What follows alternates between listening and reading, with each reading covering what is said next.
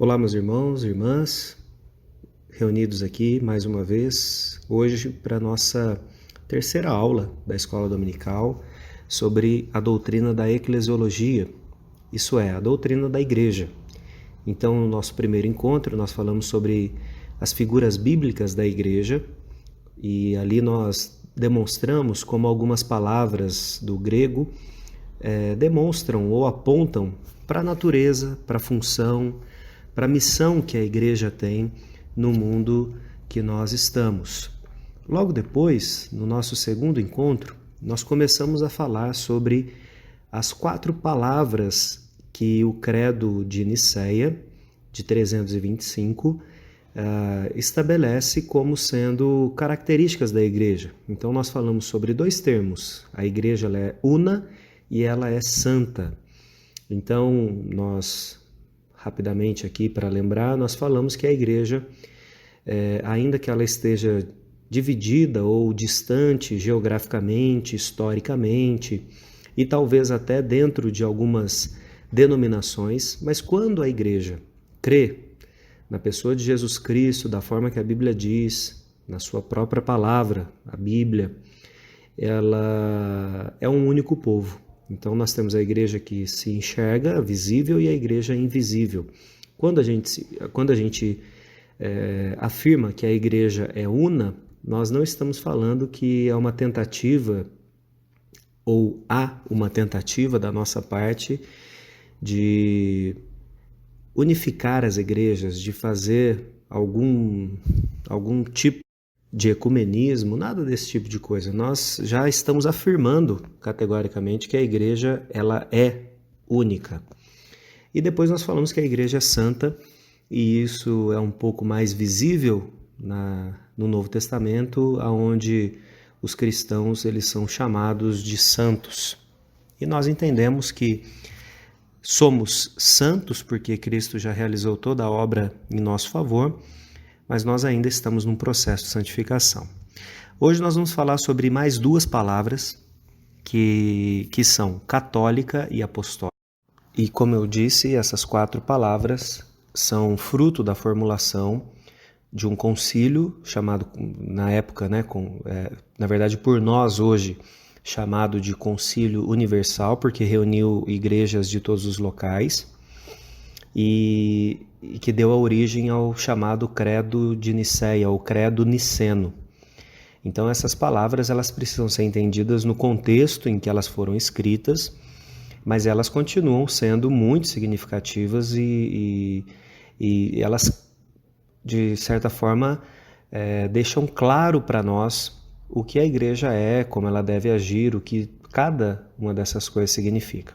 Então nós vamos falar sobre esses 2 termos, mas antes disso, eu gostaria que você atentasse para aquilo que está em Efésios capítulo 3, dos versos 14 a 21, onde diz assim, Efésios capítulo 3, versículos 14 a 21. Tá bom, irmãos? Então eu vou ler onde diz assim: Por esta causa me ponho de joelhos diante do Pai, de quem toma o nome toda a família, tanto no céu como sobre a terra, para que, segundo a riqueza da sua glória, vos conceda que sejais fortalecidos com poder, mediante o Espírito, no homem interior.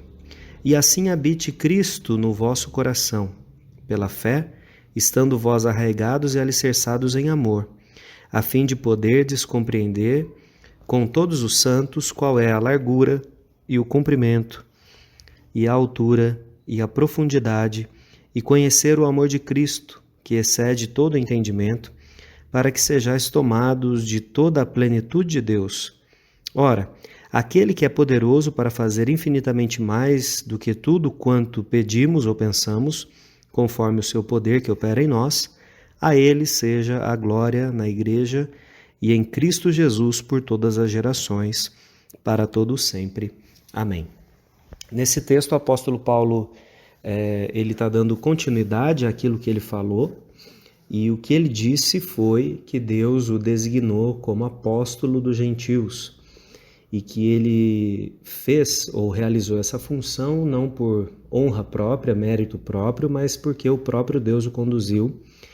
E aí ele chega no versículo 14, exultando de alegria, onde ele diz: por esta causa me ponho de joelhos diante do Pai. Ou seja, a causa de alcançar as pessoas, de pregar o evangelho verdadeiro, de ser um instrumento de Deus para que se constitua uma igreja que seja abençoadora, que seja sal e luz no mundo que nós estamos, que seja instrumento de Deus para restaurar e para resgatar vidas.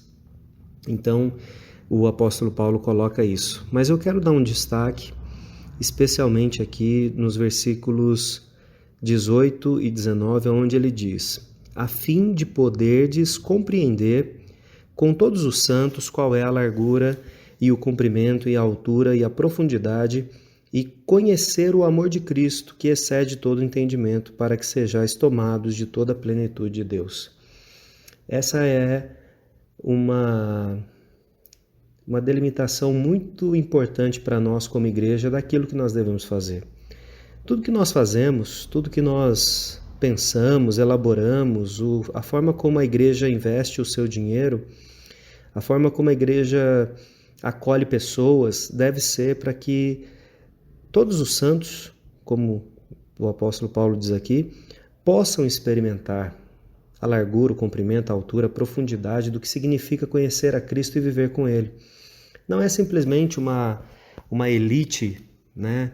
Poucas pessoas que podem experimentar daquilo que Deus está fazendo. Na verdade, o desejável, o esperado, o anseio da igreja deve ser para que todos os membros, os menores, os maiores,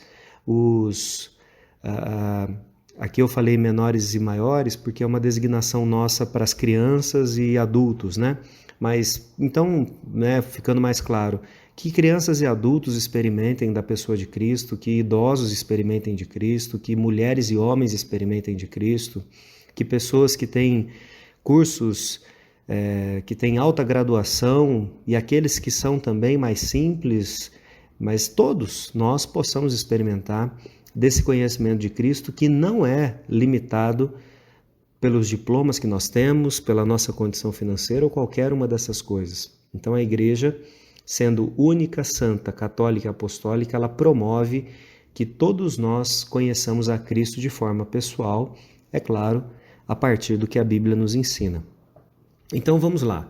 Essas duas palavras, elas geram um pouco de confusão, porque quando nós vemos, né, que a igreja, existe aqui a afirmação que é a igreja católica, essa palavra tem um sentido muito diferente para nós do que tinha há 1700 anos atrás. Então, quando o concílio de Nicéia colocou ali no seu documento que é a igreja católica, eles não sabiam, ou eles nem imaginavam, que um dia falar da igreja católica fosse uma referência, né, a uma instituição, a uma denominação, que é a Igreja Católica Apostólica Romana, né, que tem na pessoa do Papa a sua autoridade máxima e no Vaticano a centralidade ali dos poderes. Então nós não estamos falando dessa igreja porque não existia essa igreja na época em que esses homens escreveram. Era a igreja de Cristo. Não havia essa questão institucional. Era um povo de Deus, né? Ainda que mesmo naquela época houvesse heresias, houvessem coisas dessa natureza, tanto que é por isso que o concílio se reúne, né? Numa forma de inicialmente defender o cristianismo de uma ideia de que Jesus ele não era completamente homem e nem completamente Deus, então havia, né, uma dificuldade com a forma que se entendia a pessoa de Jesus. E aí ela faz esse concílio faz essa afirmação de que é a Igreja Católica. Então, o que estava na cabeça daqueles homens na época é que a afirmação de que é a Igreja Católica é no sentido de que a Igreja ela é universal. E aí fica outro problema, não é verdade? porque a gente tem uma denominação chamada Igreja Universal do Reino de Deus. Então, também não é referente à igreja do Edir Macedo que nós estamos falando. Então, nós estamos falando do termo na sua raiz, onde católico significa universal. Ou seja, a Igreja de Cristo, ela é uma só, ela é santa e ela está em todo o território do mundo.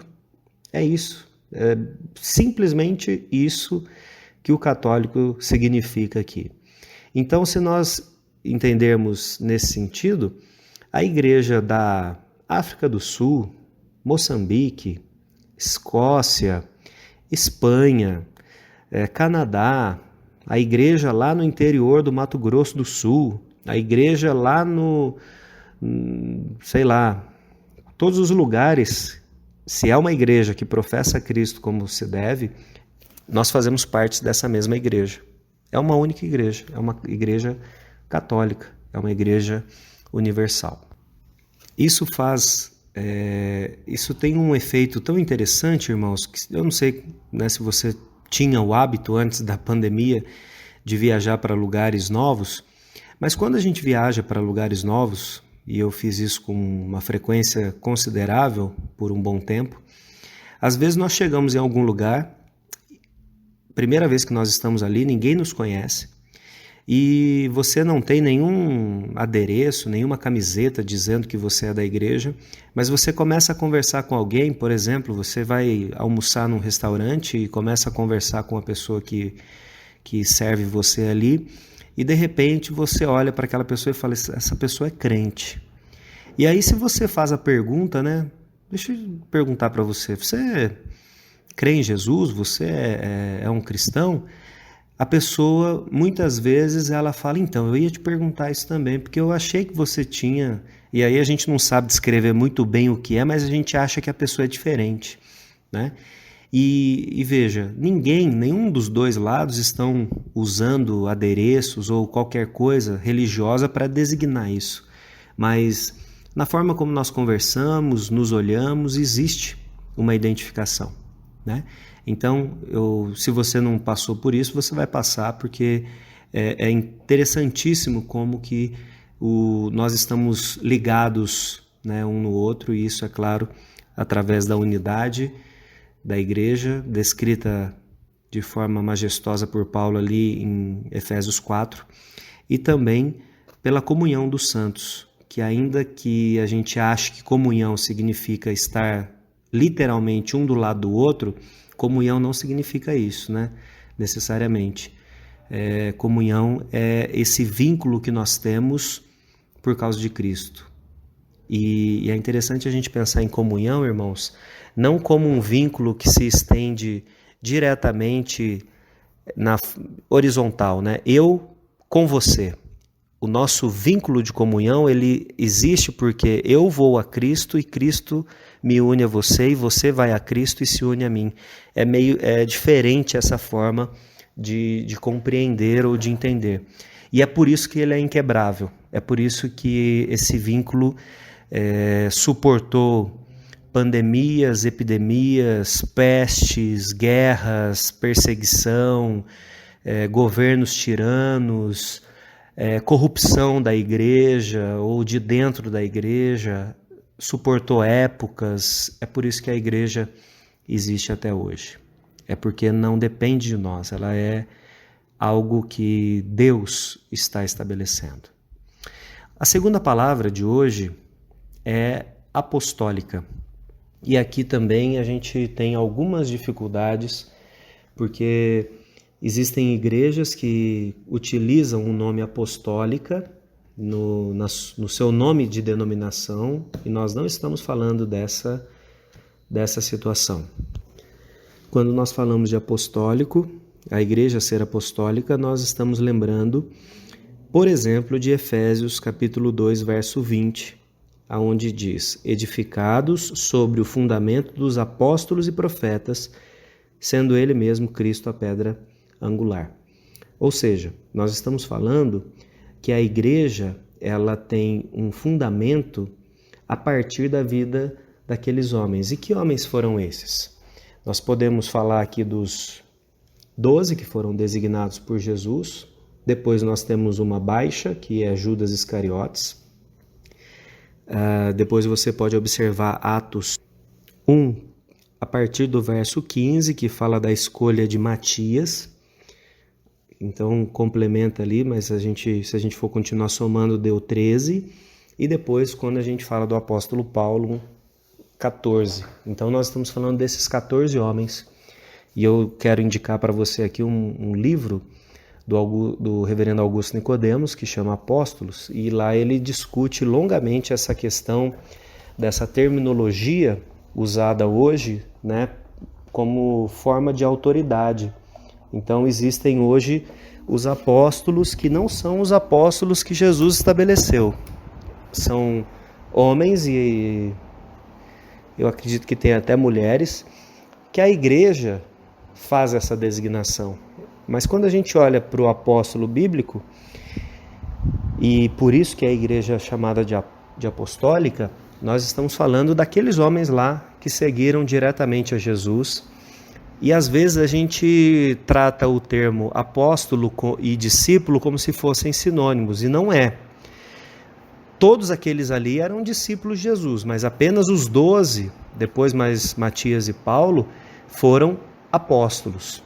Então, mais uma vez, a gente precisa voltar ao sentido original do termo. E apóstolo significa literalmente aquele que é enviado. Essa palavra ela não foi inventada pelo cristianismo, mas ela já era utilizada como uma designação para um emissário, para um delegado, para alguém que, um embaixador, a gente até poderia dizer, alguém que vai ou que ia a algum lugar em nome de um rei, em nome de um soberano, em nome de alguém que tinha autoridade. Então essa pessoa que era enviada em uma missão, ela tinha a autoridade designada pelo Senhor, né? Muitas vezes eles levavam um símbolo, um anel, uma bandeira, né? Para mostrar que eles estavam como porta-voz daquela pessoa. Para ilustrar isso, abra lá sua Bíblia em Mateus capítulo 10, verso 40. Jesus está falando aqui para os apóstolos sobre a condição que eles iriam enfrentar. E no verso 40 ele diz: quem vos recebe, a mim recebe. E quem me recebe, recebe aquele que me enviou. A ideia do que Jesus está dizendo aqui é que os apóstolos, aos apóstolos havia sido delegada uma autoridade específica para que eles avançassem com a igreja dentro dos termos que ele mesmo havia estabelecido. Quando nós falamos que nós somos uma igreja apostólica, nós estamos dizendo que nós damos continuidade àquilo que os apóstolos fizeram. Então o que os apóstolos faziam? Eles pregavam a palavra, eles socorriam os doentes, eles exortavam, eles anunciavam o evangelho em locais onde ainda não tinha sido anunciado. Então a natureza da igreja ela é apostólica porque nós estamos em contínuo envio. Lembra da palavra eclesia, que é chamado para fora? Então ela faz aqui um eco com essa ideia do apóstolo, né, da igreja ser apostólica. Nós continuamos sendo enviados. Isso significa, irmãos e irmãs, que quando nós pensamos que a nossa igreja se resume a reuniões dentro do nosso próprio grupo, nós estamos observando apenas uma pequena fração do que a igreja é, porque na verdade a igreja ela é para fora. Ela é uma igreja para ser sal e luz, ela é uma igreja para fazer missões, ela é uma igreja para, de acordo com Mateus 28, né, 18 a 20, ela é uma igreja que deve fazer discípulos, ela deve inserir esses discípulos na comunidade através do batismo, ela deve ensinar tudo o que Jesus ensinou e fazer isso em nome do Pai, do Filho e do Espírito Santo, e também, né, a ideia ali é em submissão ao Pai, ao Filho e ao Espírito Santo. Então, A igreja, ela é una, ela é santa, ela é católica e ela é apostólica. E de todas essas palavras, a gente sempre vai ter muitas dificuldades, né? A igreja ser única, existe o esforço para que ela se divida, para que ela se fragmente. É impossível que isso aconteça porque ela, de fato, é única porque Deus assim o fez. O fato dela ser santa, muitas vezes a tentativa de manchar por causa da corrupção, dos pecados e do histórico, né? Se você ainda não teve um embate desse, é provável que você terá, né? Alguém dizer para você, mas a igreja, historicamente, ela matou pessoas, ela escravizou pessoas. E, irmãos, a gente não tem o que discutir. De fato, homens e mulheres que se diziam crentes fizeram coisas terríveis, inclusive em nome de Deus. Então, muitas vezes isso tenta manchar a igreja de ser santa, mas ela não deixa de ser santa porque Cristo a lavou. Então ela é santa porque Ele assim a fez. A igreja também sofre dificuldades em ser uma igreja católica porque há uma tentativa de impedir o avanço da igreja em todas as direções. Perseguições, lutas, né? Tentam fazer com que a igreja de Cristo não exista em determinadas regiões do globo, do planeta. E a igreja ser apostólica, ela também sofre muitas lutas e não necessariamente naquilo que eu disse aqui, de ter pessoas que se dizem apóstolos, não disso, mas porque o fundamento da igreja é a doutrina dos apóstolos. Então, quando nós temos hoje, né, não é hoje, já faz bastante tempo que a gente tem isso, mas, por exemplo, quando a gente tem a teologia liberal, né, que basicamente procura dizer que todas as coisas que são sobrenaturais na Bíblia, na verdade, elas são apenas figurativas. Nada disso aconteceu, é só um exemplo. Quando nós temos uma teologia que procura fazer isso, ou quando nós temos uma teologia feminista, por incrível que pareça, existe, né, teologia feminista, e feminista no sentido radical. Então, o argumento é que, por exemplo, os ensinos do apóstolo Paulo com relação ao matrimônio, eles são apenas culturais e devem ser entendidos como delimitados à época dele, e que isso não tem nada a ver com o mundo que nós vivemos hoje, né? E aí, muitas vezes, movidos porque nós estamos meio, eu diria, talvez confusos ou até mergulhados um pouco nessa concepção de mundo atual, nós achamos que de fato o apóstolo Paulo foi machista, que o apóstolo Pedro foi isso e aquilo, e a tentativa de todos esses movimentos é desqualificar aquilo que foi dito por esses homens. Mas a Bíblia diz que ele é o fundamento, e se o que eles disseram e viveram é o fundamento, isso significa que, se nós o tirarmos, ainda que o nosso prédio seja muito grande, o nosso edifício seja muito bonito, ele vai ruir. Porque não há condições de que um prédio, ainda que ele seja feito do material mais nobre, que ele continue de pé se ele não tiver fundamento. Então, quando nós começamos a selecionar os textos bíblicos de acordo com a ideologia que nós queremos somar com o cristianismo, né? Nós achamos que o cristianismo é bom, mas o feminismo também é, o comunismo também é, a política da direita também é. Aí a gente tenta fazer uma síntese, né, entre o que é o cristianismo com as nossas ideias. Toda vez que a gente tenta fazer isso, a gente vai excluir algo do Evangelho. E quando a gente exclui algo do Evangelho, a gente corre, não é nem correr o risco, a gente cai num erro profundo, porque aí nós deixamos de ver a Cristo como de fato Ele é, para ver de acordo com o que eu quero que Ele seja. E é um risco, é um problema, é uma dificuldade muito grande. Então, diante de tudo isso, irmãos, eu quero caminhar aqui para a conclusão dizendo que durante toda a história desde lá de 325, mas especialmente para nós no século XVI, a tentativa dos teólogos, não só dos teólogos, mas de pessoas comprometidas com a igreja, foi de manter a igreja nos trilhos, eu diria. E o que é manter nos trilhos? É manter baseado no que as escrituras dizem, baseado na fé, né? Baseado em Cristo.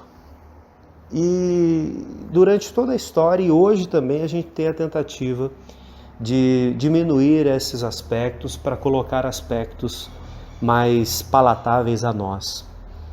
E aí, na Reforma Protestante, uma voz ou várias vozes passaram a ser ouvidas de que a igreja ela é muito mais do que a instituição, ela é muito mais do que os prédios, ela é muito mais do que a tradição. A igreja ela é baseada, vivida, experienciada e só pode ser verdadeira em Cristo. E aí, desse movimento, surgiram 3 afirmações do que é a igreja verdadeira e que continua sendo para nós hoje balizas assim muito consistentes para a gente ver se de fato a nossa igreja é verdadeira. A primeira dessas características é que a igreja ela precisa professar o evangelho. Então, se uma igreja nega qualquer doutrina essencial do evangelho, como por exemplo, que Cristo é Deus, ou a expiação, ou a justificação apenas pela fé, a ideia é de que ela não é mais uma igreja. Veja como isso não está sendo dito com relação à denominação, a nome, a placa ou qualquer outra coisa, mas com aquilo que é ensinado na igreja. Então, se nós, por exemplo, na época, os reformadores, lá no século XVI, eles entenderam que a Igreja Católica tinha deixado de ser uma igreja verdadeira, porque eles ensinavam que a salvação, ela não é algo realizado por Cristo, mas ela pode ser comprada. Lembra que naquela época havia lá as indulgências, né? Então você poderia comprar a sua salvação, o mérito era seu, não de Cristo. Os reformadores foram categóricos em dizer, essa igreja não é a igreja verdadeira, porque ela não ensina o que o Evangelho ensina. E se ela não ensina o que o Evangelho ensina, ela deixou de ser cristã, ela deixou de ser verdadeira, ainda que ela possa ter todas as outras coisas, mas ela deixou de ser. Veja, isso é muito sério, né? Uma segunda característica da igreja verdadeira, nessa afirmação dos reformadores, é que ela é uma igreja que ministra corretamente os sacramentos. E quais são os sacramentos? Apenas aqueles que foram ordenados por Jesus Cristo, ou seja, a Santa Ceia e o batismo. A Santa Ceia, quando Jesus celebra a sua última ceia com os discípulos, ele faz a afirmação de que eles continuariam anunciando a morte do Senhor até que ele venha. A gente faz isso através da ceia. Claro que a gente anuncia a vitória também. E o batismo, Mateus 28, 18, Jesus diz que uma das funções da igreja é ensinar os discípulos tudo aquilo que ele ensinou, mas batizando em nome do Pai, do Filho e do Espírito Santo. Então, para os reformadores, apenas aquilo que Cristo deixou claro que deveria ser feito deve ser. E em terceiro lugar, a terceira marca da igreja é a igreja que exerce a disciplina. E a disciplina, ela é tanto naquele sentido de corrigir os irmãos faltosos, mas também de ser a palavra que a gente usa, é de ser um apologeta, ou seja, de exercer a apologia, de defender a fé, de ser alguém ou de ser um grupo de pessoas que a partir do que a Bíblia diz, olha para o que o mundo está dizendo e diz, isso está errado. Então a igreja, ela tem uma função de preservar, ela tem uma função de corrigir, ela tem uma função de repudiar aquilo que é errado. Ou seja, eu e você deveríamos ter tanto conhecimento bíblico ao ponto de conseguir olhar para qualquer assunto que fosse do mundo, economia, política, sexualidade, qualquer um deles, e fazer uma análise a partir do que a Bíblia diz. Nós conseguimos fazer isso? Se nós não conseguimos, nós estamos falhando como igreja. Porque essa é uma função que é dada somente a nós. Nenhum outro grupo, irmãos, nenhum outro grupo filantrópico, socioassistencial, vai fazer isso. Porque essas pessoas, elas não têm o fator determinante, que é o fato de ter o Espírito Santo, a palavra e a função de alertar o mundo para essas coisas. É claro que esses grupos que eu citei, eles estão tentando resolver o problema do ser humano, mas eles vão resolver apenas o que está fora, apenas o que está aparente, né? Como se fosse uma árvore e você vê lá um fruto podre, você vai lá e arranca aquele fruto.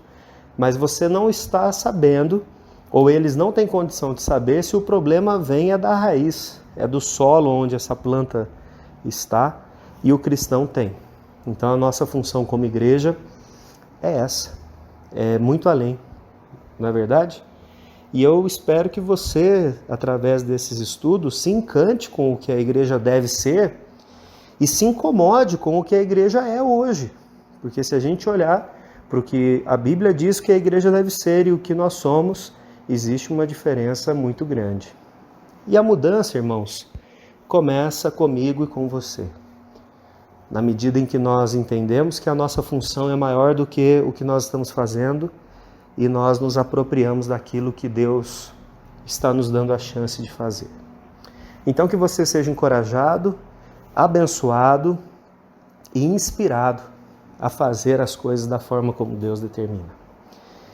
E que juntos nós possamos ver aí, se for assim a vontade de Deus, pela graça de Deus, frutos de uma igreja na nossa cidade que é influente, abençoadora, missionária e, mais do que tudo isso, honra o nome de Cristo acima de todas as coisas. Que Deus te abençoe.